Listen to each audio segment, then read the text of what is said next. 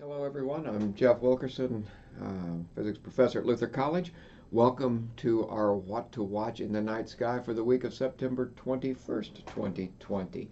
And we're going to make a little shift here. We thought we'd look at the stars of the summer triangle. If you go back and look at last week's video, go ahead, we'll be here when you get back. You'll see that we were talking about the stars of the summer triangle, and we were going to talk about the physical properties of the stars themselves. We're going to delay that until next week because I get interested in another topic. This is what happens when I teach a class. This is what happens all the time. And in fact, today's topic, if you watch the videos that are associated with the astronomy class when it starts here in a couple of weeks, you'll see this topic come up again, I think. And what got me interested is now if you go back and you watch the video from 2 weeks ago, the video that would have been September 7th, you'll see that we were suggesting that you look at Venus in the morning sky. And I've had the opportunity to do that sort of between 5 and 6 o'clock in the morning sky here the last few days. And it's been fantastic as the moon has slipped past it and slipped into a new phase. It will pop out in the evening sky here. This has been great to see Venus in the morning sky. And one of the constellations that I suggested you look for there was Orion. And what's really impressive is just how high Orion is in the morning sky now. And two things are going on there. So you got two different effects. One is as we slip further and further into fall, we're losing daylight pretty rapidly right now. And as we lose daylight rapidly, that stays dark later and later and later in the morning, so it gives Orion more time to get higher in the sky. But the bigger thing that's going on there, I think, is that the stars rise 4 minutes earlier each day, and it's really obvious if you pay attention to that. About 3 minutes and 56 seconds on average, the stars will rise earlier. So if you go out in the morning and continue to watch Venus slip toward the eastern horizon and watch Orion, if you go out at the same time, you go out 5:30 every morning here, Orion will get higher and higher and higher in the sky each night that you're watching, and it will become very obvious to you. This is a way to track the motion of the Earth, is to see just how high Orion is in the sky as you get 2 weeks from now, relative to where it is right now. So over the next couple of weeks, this is a great thing to do. Of course, you don't have to do this in the morning sky. You could do this in the evening sky. You could watch, for example, the summer triangle that we talked about last week and see where it's positioned over the next 2 weeks and see how, if you go out at 9 o'clock at night, every night, see how it slips further and further and further west as the weeks go on. And what this has to do with the coupled rotation and orbital motion of the Earth around the sun. So if you look here, if you say this is the sun out here, and this is the Earth, if we were really interested in drawing a monument to the sun, we could point an arrow right at the sun like this. Let's say we're orbiting this way, and if we are, we're rotating this way too. The Earth's spinning this direction, and it's moving this direction through space.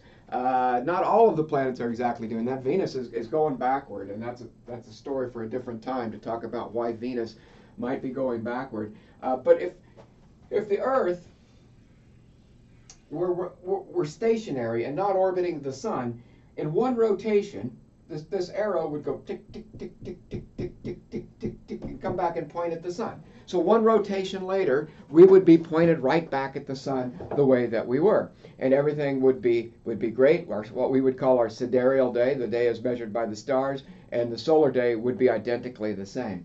But that isn't what the case. We've actually moved in our orbit. In one rotation, we've gone from here to over here. And so now when we rotate back, we're pointed straight up again, but we're not pointed at the sun anymore. And so pointed straight up, the stars are way out here. The rest of the stars besides the sun are way out there. They don't care that we've moved that 1 degree.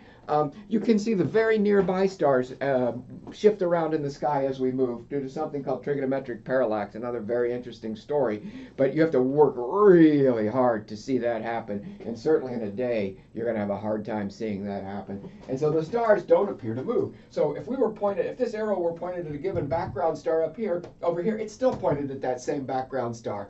But we have to over-rotate that extra approximately 1 degree. We go 360 degrees in 365 days. So we have to over-rotate that roughly 1 degree to get the sun back directly overhead. And that takes 24 hours to do. So we have a 24-hour clock.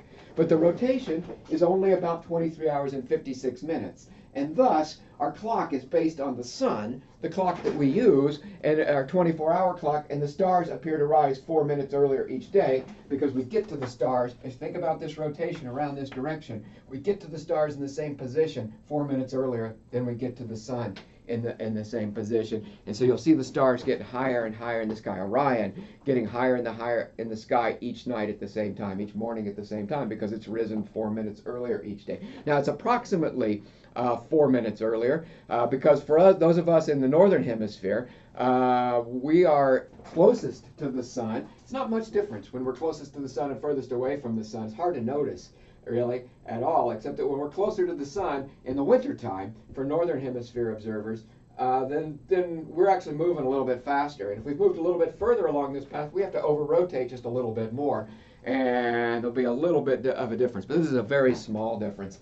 In the middle of summertime for us in the northern hemisphere, we're the furthest away. We're moving a little more slowly in our orbit, and you'll see a little bit less of a difference between the solar day and the sidereal day, the 23 hours and 56 minutes. That's locked in. The 23 hours and 56 minutes of rotational period of the Earth is locked right in. How far we move in our orbit shifts just a little bit day to day. But pay attention to that. Look at the summer triangle in the evening sky in the coming week. See where it is. Watch it for 2 weeks. Watch it for 3 weeks. And then look at Orion in the morning sky. And this then gives rise to what we call winter constellations. We think of Orion as a winter constellation. And you see this kind of motion allows us to think about constellations that way. Those constellations that are up here behind the sun, they're up in the daytime. We can't see them. But given that 4 minutes every day that the stars rise earlier, by the time we get around here, 6 months later, the stars are rising 12 hours earlier. Now suddenly the stars that are up there, they're up in the middle of the night. And so we see them at nighttime. And so if this is winter time when we're over here, we would think of those as winter constellations. Don't see them when we're down here because they're up behind the sun.